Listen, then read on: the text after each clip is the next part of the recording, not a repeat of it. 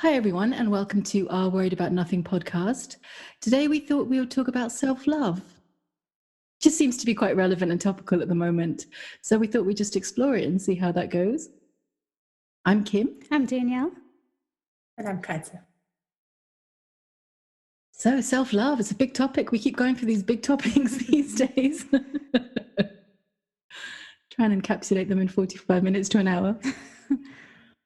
Well, I think the idea to talk about self-love came from myself, having recent experience of eating lots of chocolate to feel good and gaining lots of weight, of course, and not being happy with the weight gain. It's like, why am I going back to the sweets? And I think the answer is that because I'm not loving myself enough.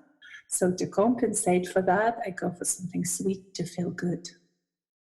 And especially when kids are crying and screaming, it's like, okay, I got to feel better now.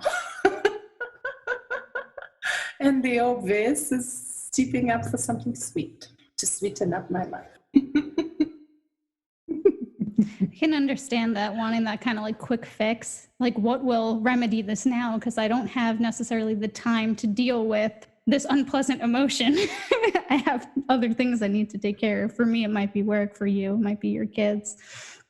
But yeah, I can understand that. And I've definitely fallen into that recently as well. Just trying not to follow it, I suppose, easier said than done in certain instances. Sometimes I can watch it and say, I'm not going to do that. Other times I see it and I do it anyway.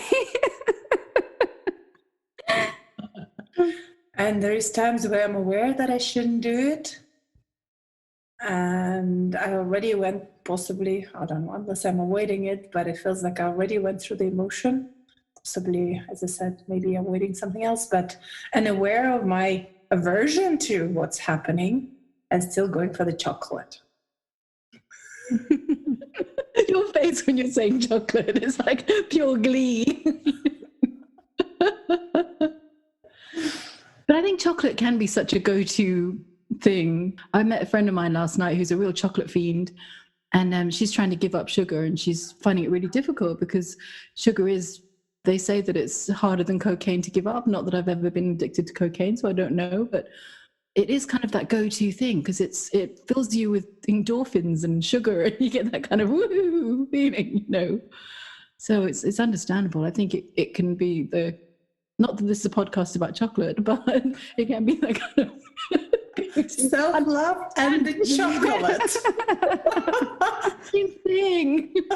You know what? At some point, I wanted to make my own homemade chocolate.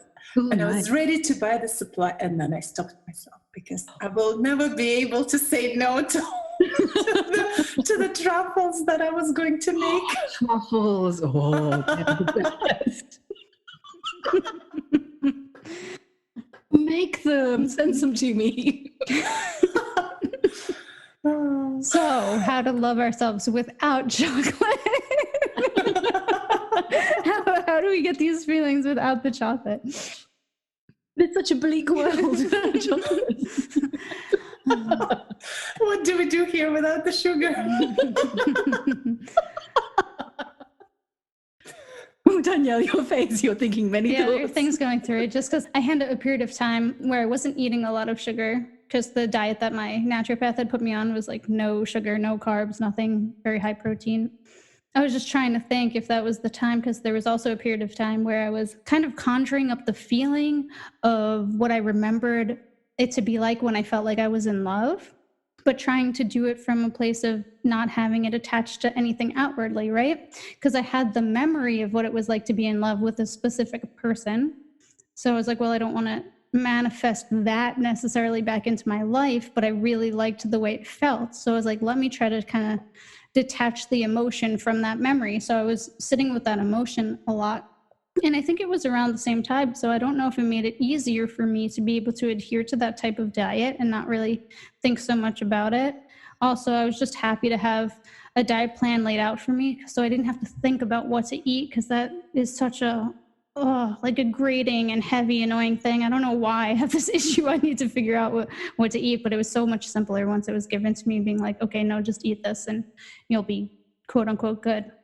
So I was working with that, and it was a very interesting experience. And I want to say that there was a certain amount of progress made with it, but then as life happens and things come up, I had something else come up in life that kind of threw me for a loop, or it just touched on something like a pattern of mine, and I got completely kind of thrown off center and stopped doing that. I was just completely immersed back into this story of the type of person that I am and these issues that I have around relationships. So I was actually thinking about doing that again because it felt pretty successful, but I also don't like the forced feeling of forcing myself to feel a certain way, even though it felt really good.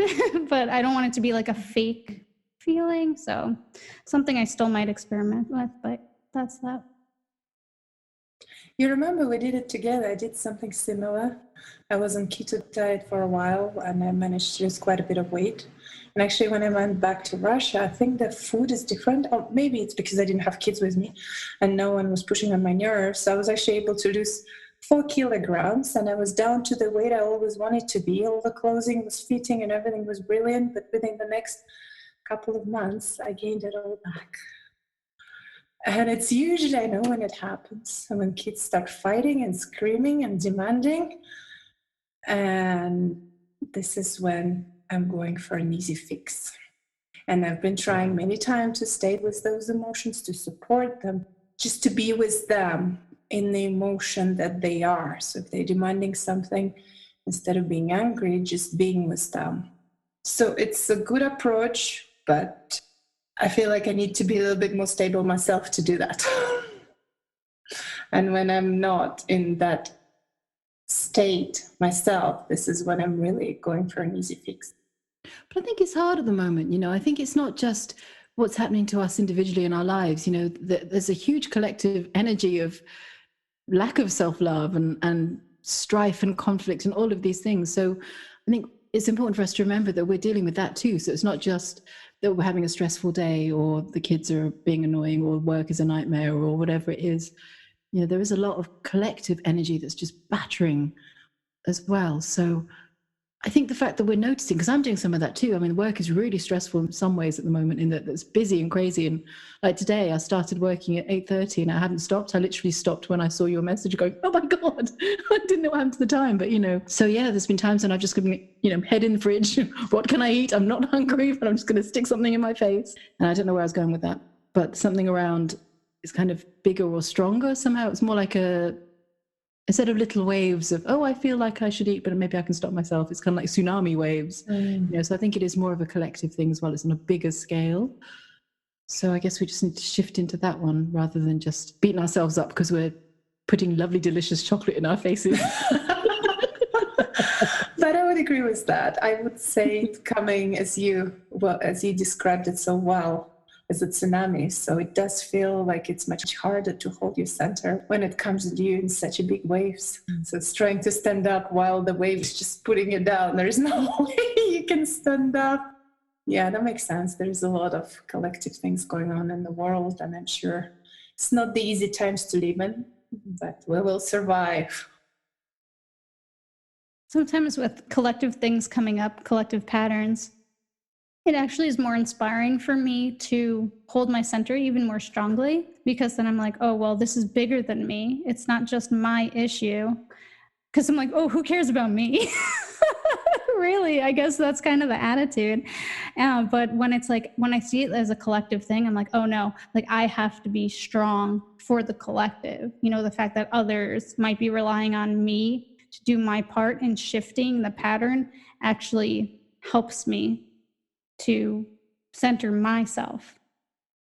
I found, particularly very recently, that there is a lot of polarities going on in the way that some days I'm stronger and willing to really hold my center, and some days I'm completely off center and I'm completely thrown off and just don't feel like doing anything really. So I do find there is, I don't know if it's just for me or if other people feel like that, more like this reconciliation of both polarities, but going really swinging from two extremes.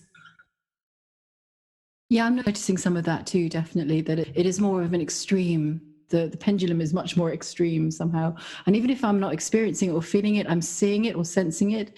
And sometimes I'm feeling it and sometimes I'm swung into it. But it's also interesting at the same time because I'm finding that some of the emotions and the battering, the tsunami is stronger. And sometimes I get carried away in the flood of it. But more often than not, I'm not. I'm finding that I'm, in a way, more centered in it all. And I don't know whether it's because I'm more centered in myself or whether it's, I don't know what it is, but somehow it feels very different. And I don't quite know how to describe it, but it's almost like there's less of me. So it's not about me as much as it once maybe was, So, oh my God, really? Kim, it's not about you. No. We know It's about him now. No. Thanks for proving my point. Yes, that's right. Is he a truth meter? Yeah, it probably is. It comes out and goes, no, you're lying. No. But so it kind of feels like it's less about me somehow in that, like last night I met up with my friend and it was so lovely to see her. We hadn't seen each other for years. It was Mickey that was on the podcast. And we were talking about some of what's going on in the world at the moment, and we're both kind of going, well, I don't know if that's true. I don't know if is that true? I don't know. I found it quite interesting because it was almost like it didn't matter, in that things kind of seem, I really don't know how to explain this at all. You're not buying into that emotion. You're not into fear. Is that what you're trying to say? Yeah, in some ways, I'm not into the fear. So I guess I'm kind of, it feels like I'm more in a more wider, more expanded state. And I think I'm probably grounding more into my body than I ever have, which is probably why it feels quite new because I'm not used to the feeling. But because of that, feeling more grounded or feeling more centered, it's like the huge swings and the polarities are happening, but they're happening inside me and outside me, but not in the bit of me that matters, So it's almost like my arms are flapping in the wind, but the rest of me is standing still, That's not a good analogy, but it kind of feels like that. I mean, there are still triggers, so there are still times when I'm, chocolate in face, swallow it without chewing it.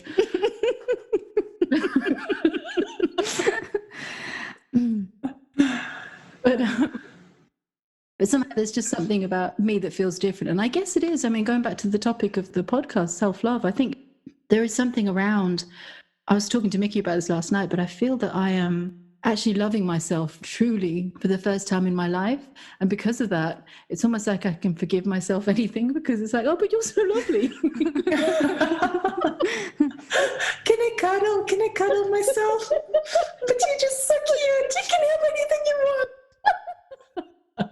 But in a way, there's not that kind of beating up story that's going on, So instead of going, oh my God, I must stop doing that. That's really bad. I'm like, well, you're not supposed to do that. We can talk about it later. But, there isn't that kind of fight going on so much more. It's more of an acceptance. And I know there's still some things that need to shift, obviously. But the feeling of self-love, it's interesting because it kind of, for me, it feels like I'm no longer important at all, because it's not trying to pull attention to me and go, oh my God, me, be about me. He's going to meow now, isn't he?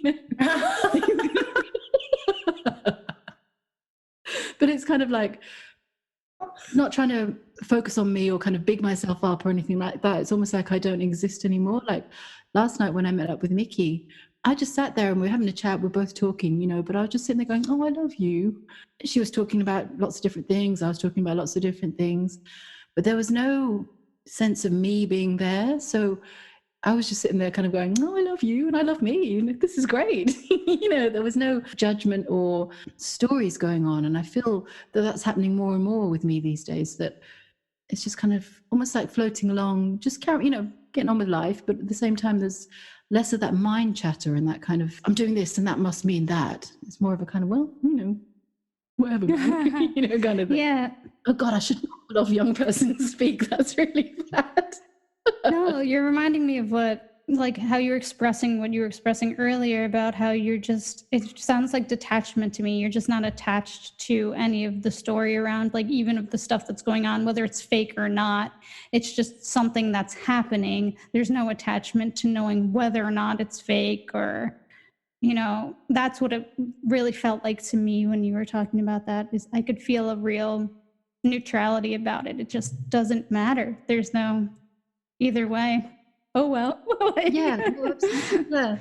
Yeah. So there's no kind of emotional attachment to any of that. And in a way, it's extending not only to what's happening out there, but what's happening in my life as well. It's almost like it's tootling along and things are happening and I'm working hard and I'm doing the podcast and all of that. It's what it is. This is what it is. It's fine. It's not good or bad, and it's nice. It's really, I like it. I'm not sure if we heard the full story because you froze. Oh, did I? Yeah, you kept freezing. I don't know. And then we're talking to Danielle. I was like, yeah, hopefully she'll be back. And then you come back, and it's nice. It feels okay. This is what it is. Oh, well. Great. Whatever it is. But when you talk about that, sometimes it's okay to allow yourself something and not beating yourself up. This is what I felt a little bit because I'm in the moon period. And I remember Rachel said, good luck trying to lose weight in the moon period. So instead of constantly beating myself up, I was like, wow. Of course, it's not that I'm going and pig out and stuff, but it's mostly I was like, well, maybe sometimes it is okay and I shouldn't be stressed out too much about losing weight in the moon period. So just obviously being active, try to eat healthy, and if there is few treats here and there, I don't eat them every day, maybe once a week, so it's twice a week. In the past, I wasn't eating any sweets at all, and Danielle and I were on a similar diet, and I've noticed that when I wasn't eating any sweets, there was no addiction. I didn't really crave any sweets because I think the diet was just healthy enough and you receive everything your body needs. So there was no desire to go and get something sweet. But the more you kind of consume it, the more carbs you eat, the more you want. So it's kind of interesting. I'm going to ask a question. What's a moon period? I have no idea. Well, moon period is more of a devotional period.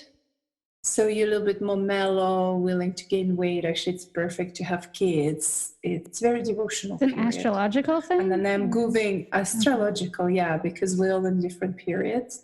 And I know shortly, in February, I believe, actually December, I think I'm going into Mars period.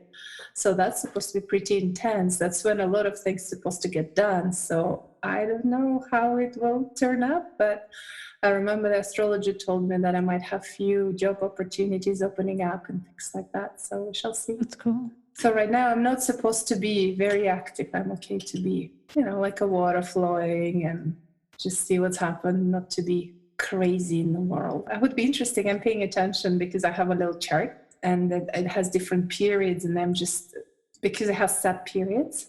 So even though main period is moon, there might be 2 other sub periods and they change every month or every couple of weeks. So I'm just kind of trying to pay attention, as like there will be another one happening on 26th of August, just to see how I'm feeling and if that particular planet might be affecting me in a more positive or negative way.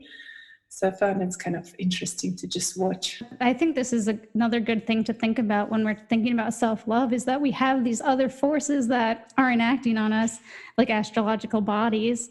So things might happen that we don't really kind of understand, and it might help to get a little bit more perspective, to have an understanding of these things and how it might actually be affecting us, and say, oh, I'm being so, X, Y, and Z right now.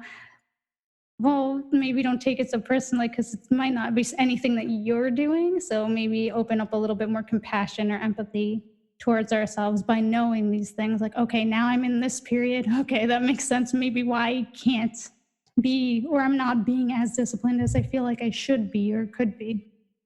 Yeah, I couldn't find it, but it doesn't matter. Yeah.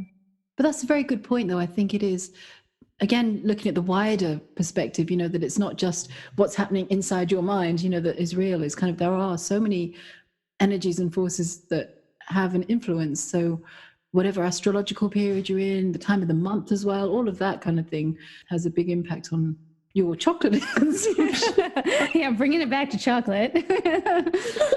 You know what? We should do research for the chocolate company. When the consumption goes up, what happens? Right, Mars is in whatever sign. That's interesting what you say about being in the Mars period in December, because isn't it in the world, isn't it? We're in the Mars period now. It's the Mars and Aries or something I think like Mars that. So is it's in like Aries warrior. right now. I think so. So it's no wonder it's all battle, chaos. Mhm. And I remember Jason said that if you start, he told me about it because I was like, I think my Mars is pretty weak. And it was also in my chart that it's not the strongest planet. And I asked him if I should chat Mars mantra. And he said, well, if you start chatting it, you're most likely to have lots of argument with your husband. Because it's all about battle, right? Yeah. And it's interesting because from is it sun sign or whatever you call it? Because I'm an Aries. Mars is supposed to be my planet.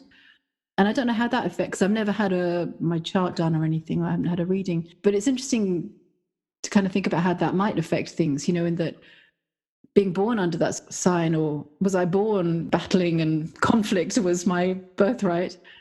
And it's, I guess, as you go through life, you're sort of balancing that out too. So if you've got strong Mars, I don't know if I have, but I'd imagine being in Aries, there must be some sort of Mars in there. And it's kind of counteracting that. So at the moment, I'm still chanting the Venus mantra, and that's kind of having a really nice mellowing effect. So that kind of thing is something to take into consideration as well. What's weak in you, what's strong in you, how that affects you, how the time that's happening astrologically will affect you personally, and how you'll react to it all. So let's say if I wasn't feeling as mellow as I am now, with all the Mars and the Aries conflict out there going on, I might be out there in the middle of it. It's interesting to see how your choices can impact things, and your actions can modify stuff. Oh, I'm so eloquent today. The more that we know about ourselves, right, know about what's strong in us, like you were saying, and what might be influencing us, the more we know these things or understand them or open up to them, then the more self-love or compassion we could have to ourselves, because we could understand, okay, well, I'm in this period right now. It might just be because my moon's here or whatever it happens to be. Like, there's so many different things that happen astrologically, and I don't know enough about it really to talk about any of it, but there are just so many different things that could be happening that could possibly be influencing us. And even to take it a step further, and this is something that I kind of take or have taken some comfort in the past, is say I'm in a really difficult situation and I don't know like what's causing me to feel however I'm feeling. I just try to remember that we're interdimensional beings, and there might be a part of me working on another dimension, doing something that I have no clue about. So I can just relax, take a deep breath, and say, okay, this has nothing to do with like what's going on in front of me that I'm aware of, but maybe something's happening somewhere else. Reframing. I think even if we're in neutrality, all these forces would still affect us. So just being aware of the forces and what they bring definitely helps. Yeah, definitely. And I think, again, it's about not resisting them. So it's kind of just letting everything just be, getting all boneless. So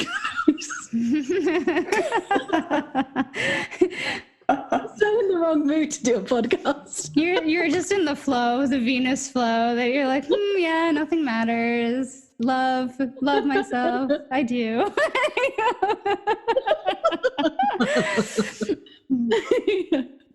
Oh, that's a beautiful state to be. So enjoy, and we will watch you and enjoy you being in that beautiful state.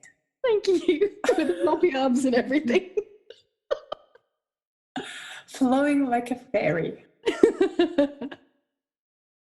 I do think, though, that opening up your heart in any way to kind of like love anything, like I bought a plant, I have it sitting on my desk over here, and it can really open my heart just to look at it.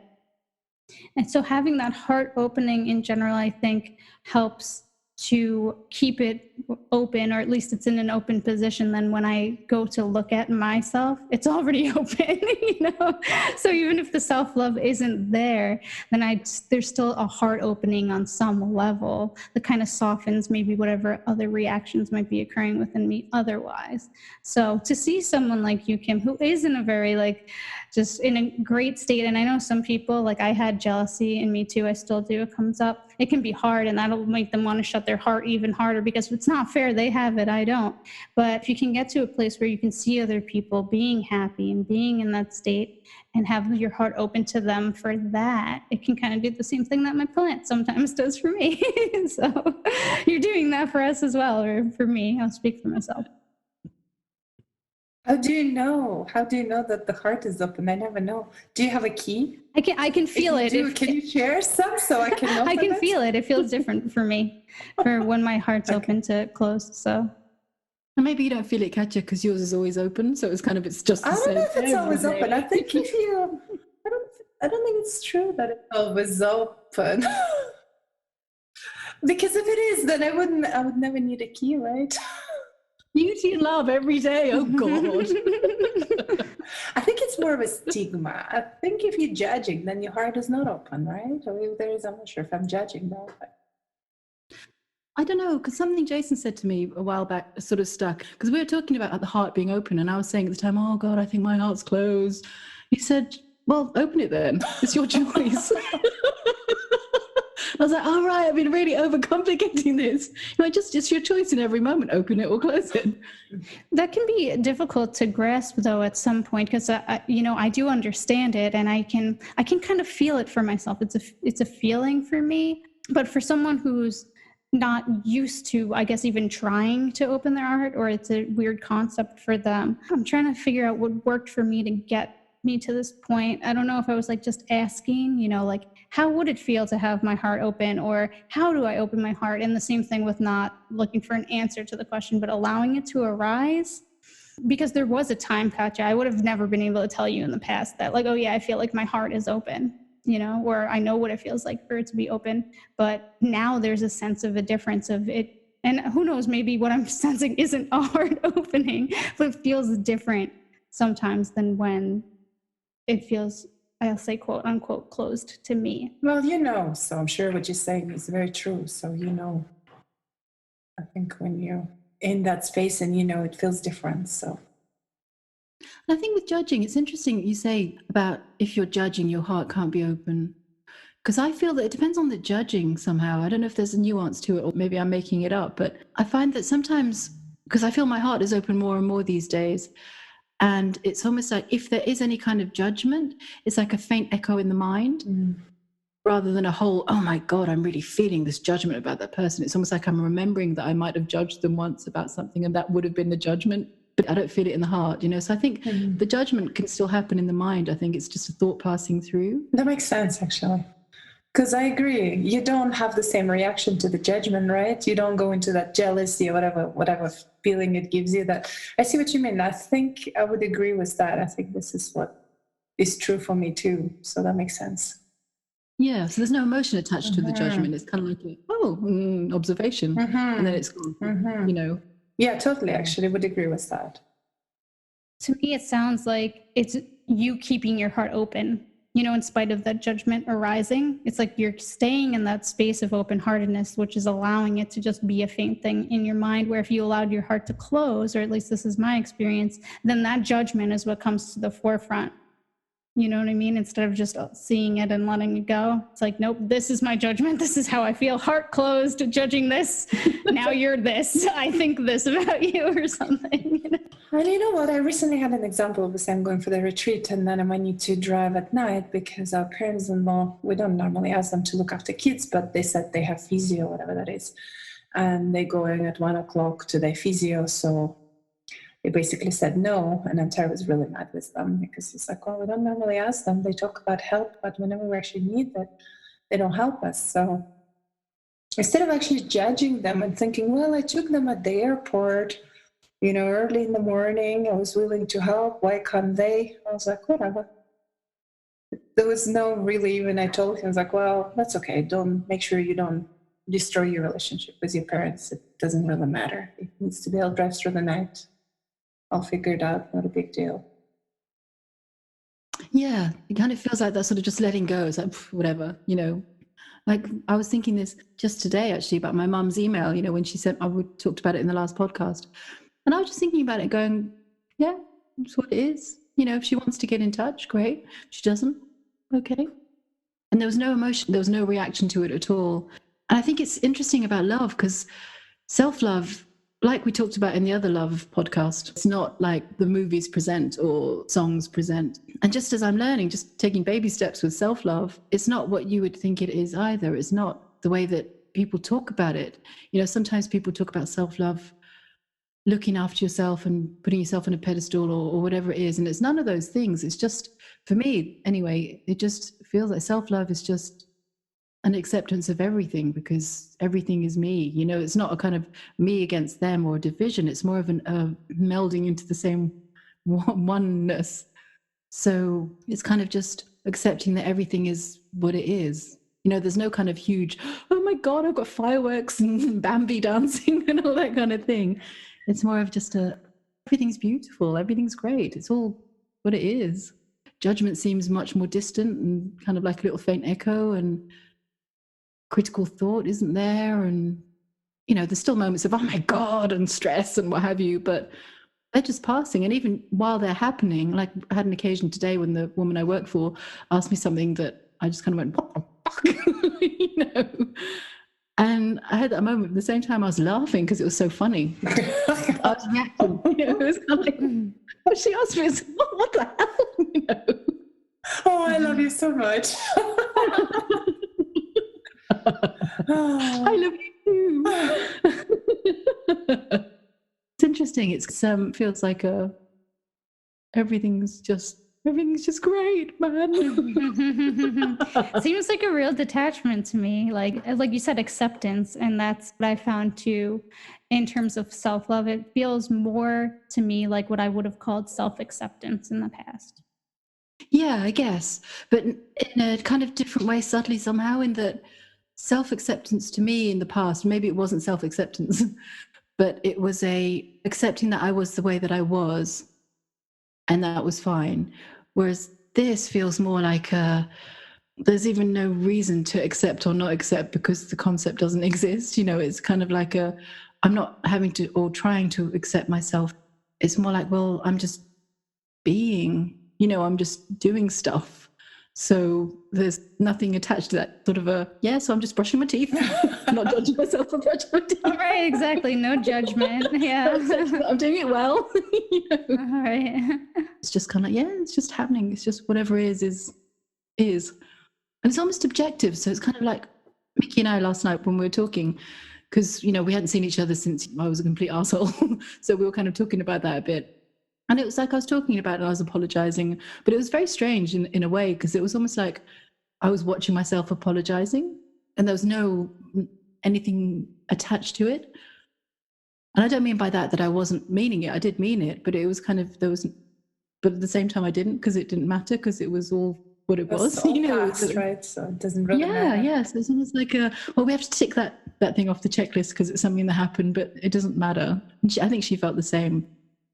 Well, it's sometimes when I watch some of the news, and they can be sometimes really horrifying.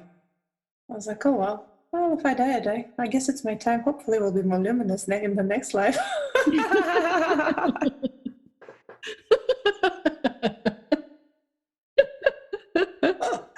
Not that I'm trying to, you know, sometimes I'm reading this book about a life and death, and some people make such a big deal out of death. So they actually want to die because they believe that they'll be expanded and everything will be wonderful. So I'm not trying to glamorize death for sure.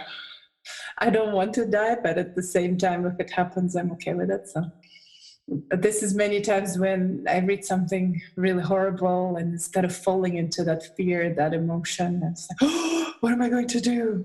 Oh, I got to do something. I got to run. I got to move. I got to change it. And it's like accepting. It's like, okay, whatever.